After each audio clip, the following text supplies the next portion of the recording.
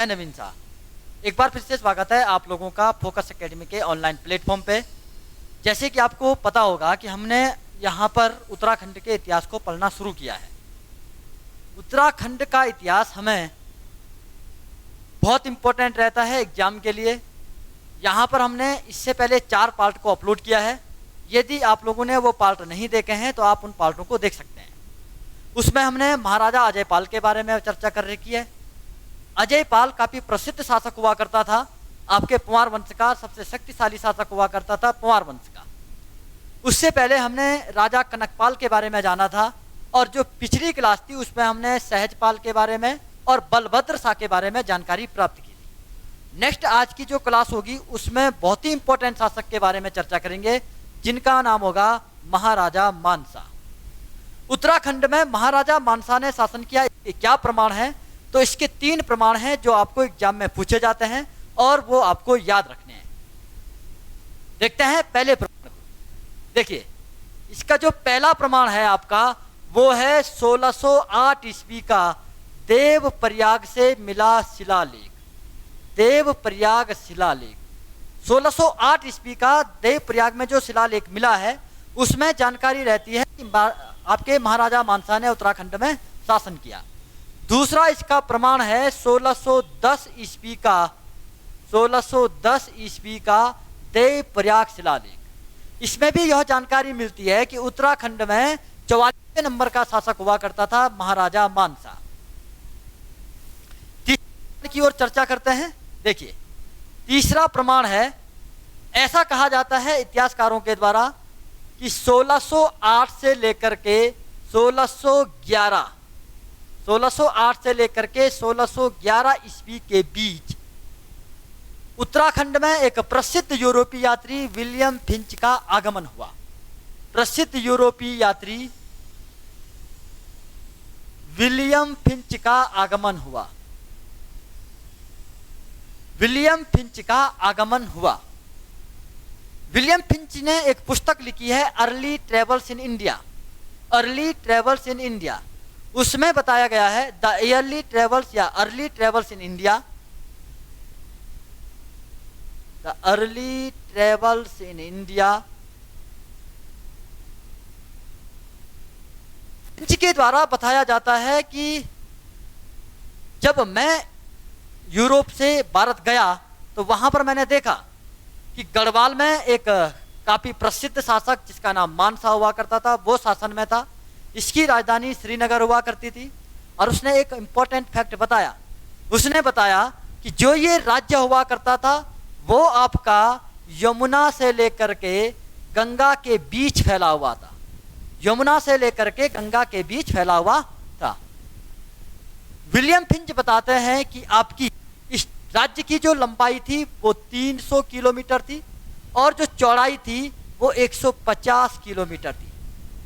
जब directly fact पूछेगा कि विलियम फिंच के अनुसार उत्तराखंड की लंबाई और चौड़ाई कितनी थी, या फिर गढ़वाल राज्य की लंबाई और चौड़ाई कितनी थी, तो विलियम फिंच के अनुसार गढ़वाल की जो लंबाई थी, जो राज्य की जो लंबाई थी वो 300 किलोमीटर एवं जो चौड़ाई थी आपकी वो आपकी 150 किलोमीटर थी।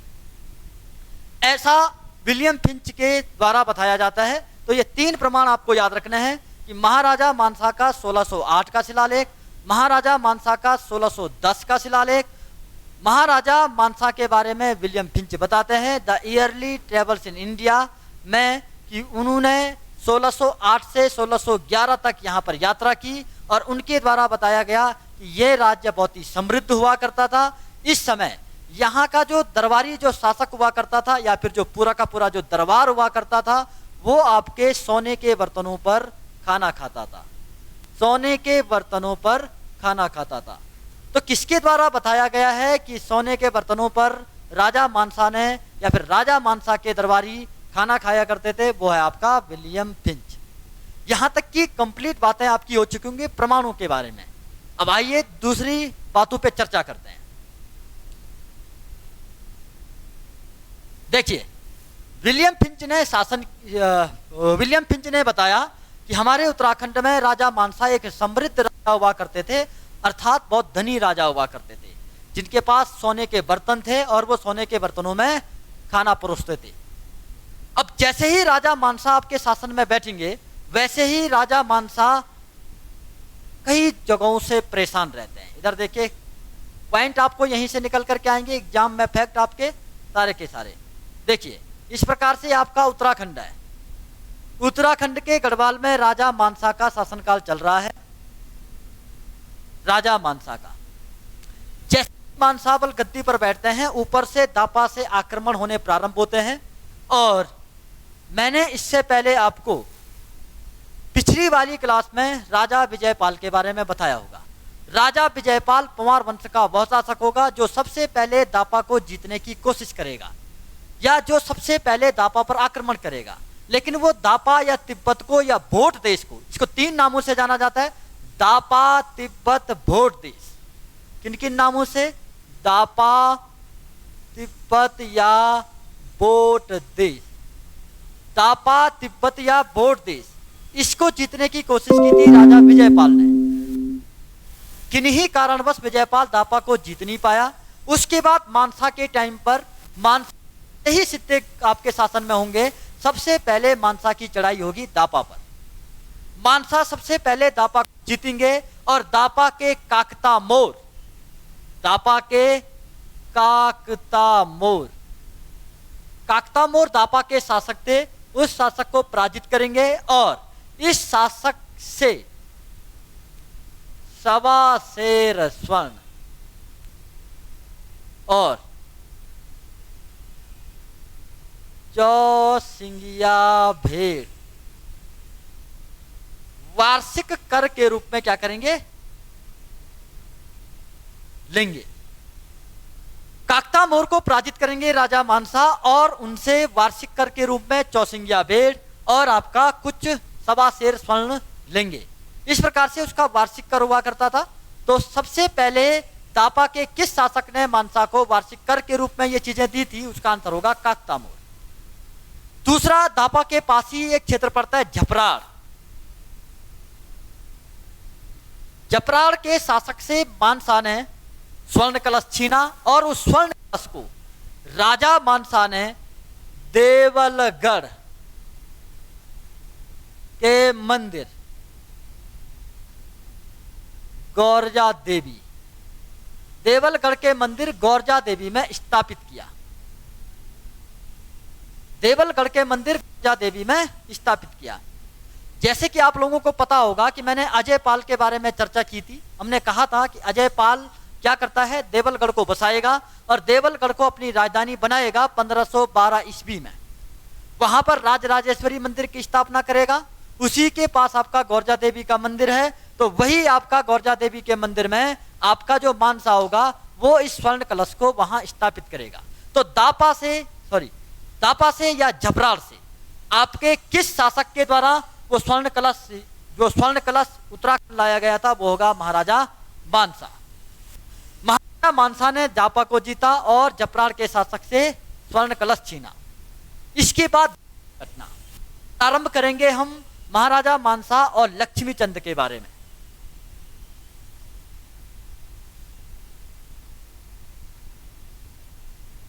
देखिए, दापा को जीतने के बाद महाराजा मानसा चैन की नींद नहीं सोया। महाराजा मानसा ने सामना किया किसका? लक्ष्मी चंद का। पहले जरा लक्ष्मी चंद के बारे में जानकारी प्राप्त कर लेते हैं। 46वें नंबर का चंद शासक हुआ करता था लक्ष्मी चंद। लक्ष्मी चंद एक शासक ही नहीं, एक निर्माता भी हुआ करता था। एक बाग बगीचे के लिए भी आपका फेमस है, अर्थात उसने अपनी शासनकाल में बाग बगीचे भी लगाए हैं। हम बात कर रहे हैं कहाँ की? तो हम बात कर रहे हैं आपके उत्तराखंड में कुमाऊं चंद वंश की। कुमाऊं चंद काल की उत्तराखंड में कुमाऊं वंश में आपके 46वें नंबर का शासक हुआ करता था राजा लक्ष्मी चंद। राजा लक्ष्मी चंद ने, ऐसा कहा जाता है कि लगातार 8 बार उत्तराखंड के गढ़वाल पर आक्रमण किया। 8 बार लगातार उत्तराखंड के गढ़वाल पर आक्रमण किया। जरा जानते हैं इन आक्रमणों के बारे में। देखिए, ऐसा कहा जाता है कि उसका लक्ष्मीचंद का लगातार गढ़वाल पर आक्रमण हुआ, लेकिन 7 आक्रमण वो जीत नहीं पाया। अर्थात लक्ष्मीचंद ने 8 आक्रमण किए, 8 में से 7 बार उसको पराजय का मुंह देखना पड़ा, और लास्ट जो अंतिम युद्ध होगा 8वां, वो उस युद्ध को जीत जाएगा। ऐसा कहा जाता है मित्रों कि 1597 से लेकर के 1611 ईस्वी तक ये युद्ध हुए। कहां पर? गढ़वाल में। तो 7 बार आक्रमण किया आपके लक्ष्मीचंद ने। और मैं अगर बात करूंगा 7वें आक्रमण की, तो 7वां आक्रमण आपका पयनो दुर्ग पर था। पयनो दुर्ग, ऐसा कहा जाता है कि वहां पर पयनो दुर्ग पर 7वां आक्रमण हुआ। और इसमें आपको एक विशेष फैक्ट याद रखना है। ऐसा कहा जाता है कि यहां पर मानसाका सेनापति नंदी ने चंदू को हराते हराते, या फिर चंदू को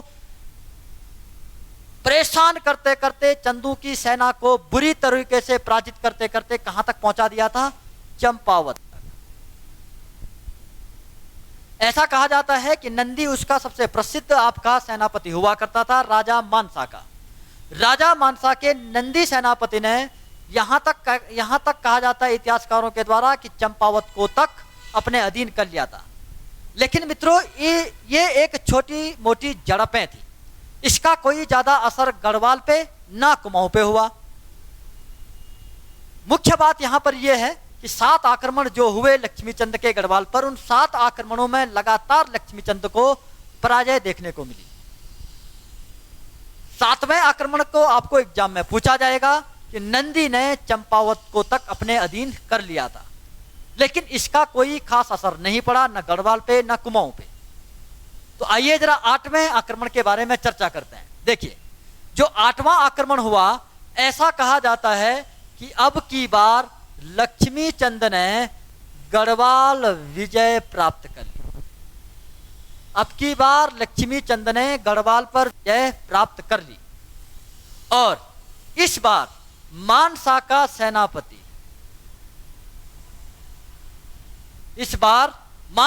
सेनापति खतर सिंह मारा गया। इस बार मानसा का सेनापति खतर सिंह मारा गया। और दोस्तों, यहीं से कहानी होती है शुरू आपके कुमाऊं शासन में, या फिर कुमाऊं में खतड़वा त्योहार, उत्सव या त्योहार। जैसे ही खतर सिंह की डेथ होती है, या फिर लक्ष्मीचंद जैसे ही खतर सिंह को पराजित कर लेते हैं, वैसे ही कुमाऊं की जनता अत्यधिक खुश होती है, और खुश होकर के अपने यहां पर सीधे खतड़वा उत्सव मनाने लगती है। आज भी दोस्तों कुमाऊं में खतड़वा त्योहार मनाया जाता है, और शरद ऋतु के आरंभ पर इस त्योहार का आयोजन कुमाऊं में किया जाता है। तो खतड़वा त्योहार कहां से आया है? तो इधर लक्ष्मीचंद और मानसा के युद्ध में, लक्ष्मीचंद और मानसा के बीच जो 8 युद्ध हुए, इनसे हमें खतड़वा उत्सव के बारे में जानकारी मिलती है। ये थी लक्ष्मीचंद और मानसा के बारे में चर्चा। अभी एक पॉइंट आपको और ध्यान रखना है इसके बारे में, लक्ष्मीचंद के बारे में और मानसा के बारे में। बस इतना आप लोग इन पॉइंटों को याद रखें, यही आपके एग्जाम में पूछे जाएंगे। तीसरी एक आदमी के बारे में और चर्चा करेंगे, उसका नाम होगा जीतू बगड़वाल।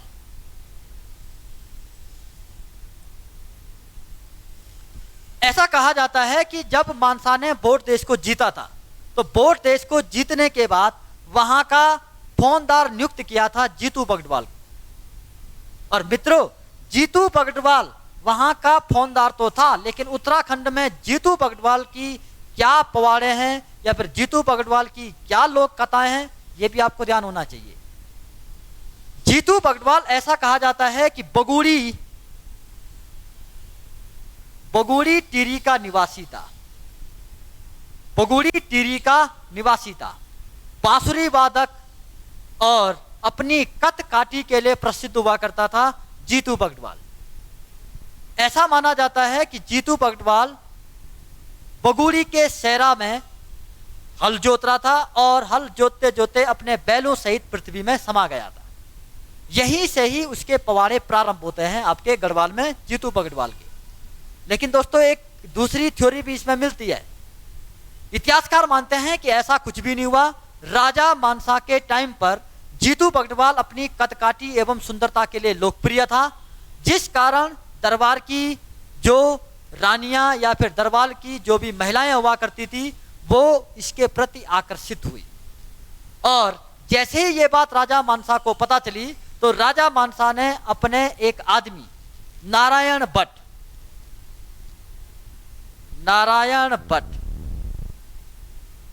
को आमंत्रित किया और नारायण भट्ट ने जीतू बगड़वाल का युद्ध शीतला की रेती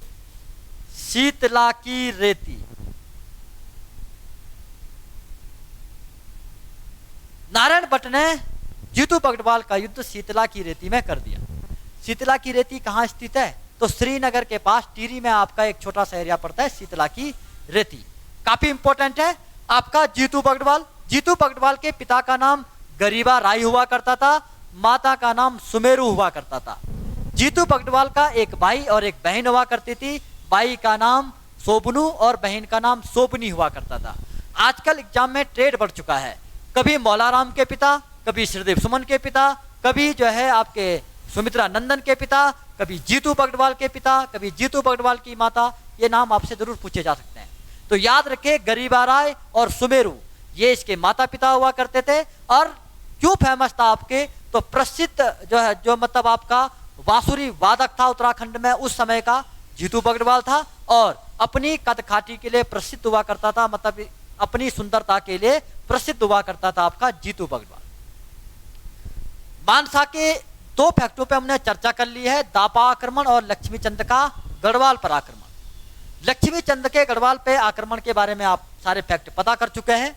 अब इसके बारे में कुछ इंपॉर्टेंट बातें और कर लेते हैं।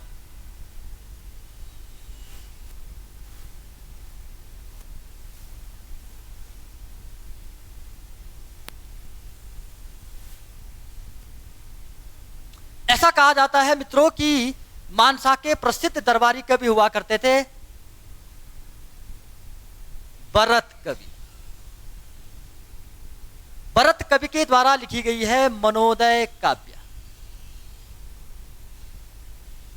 मनोदय काव्य मानसा के प्रसिद्ध दरबारी कवि हुआ करते थे भरत कवि, जिन्होंने लिखी है मनोदय काव्य। और मनोदय काव्य में उन्होंने राजा मानसा के बारे में चर्चा की है। ऐसा कहा जाता है कि भरत कवि जहांगीर के दरबार में भी रहे थे और इसीलिए जहांगीर ने उनको ज्योतिष राय कहा था। जहांगीर ने भरत कवि को ज्योतिष राय कहा था। इतिहासकार मानते हैं ऐसा कुछ भी नहीं है। कुछ लोग मानते हैं कि यह बात सत्य है और कुछ लोग मानते हैं कि आपका जो ये ज्योतिष राय था वो दूसरा था। लेकिन आप एग्जाम की दृष्टि से याद रखें कि ये जहांगीर के शासन में भी रहे थे भरत कवि, और इन्हीं को ही जहांगीर ने ज्योतिष राय की उपाधि दी थी। जहांगीर के समकालीन मानसा हुआ करते थे और लक्ष्मीचंद के समकालीन मानसा हुआ करते थे। ये मानसा के संबंधित काफी इंपॉर्टेंट फैक्ट थे जो आपने अभी जाने। लक्ष्मीचंद का आक्रमण, दापा का आक्रमण और मनोदय काव्य में जो लिखा गया है आपके भरत कवि के द्वारा। एक पॉइंट आपको और ध्यान रखना है। इससे पहले हमने 37वें राजा अजयपाल को जाना। शिव प्रसाद डबराल, उत्तराखंड में शिव प्रसाद डबराल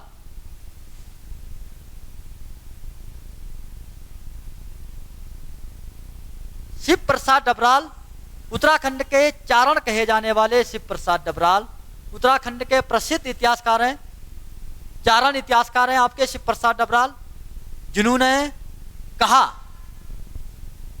सबसे शक्तिशाली शासक अजयपाल और दूसरे नंबर का मानशाह था, और इन्होंने कहा कि तीसरे नंबर का शक्तिशाली फतेह शाह था।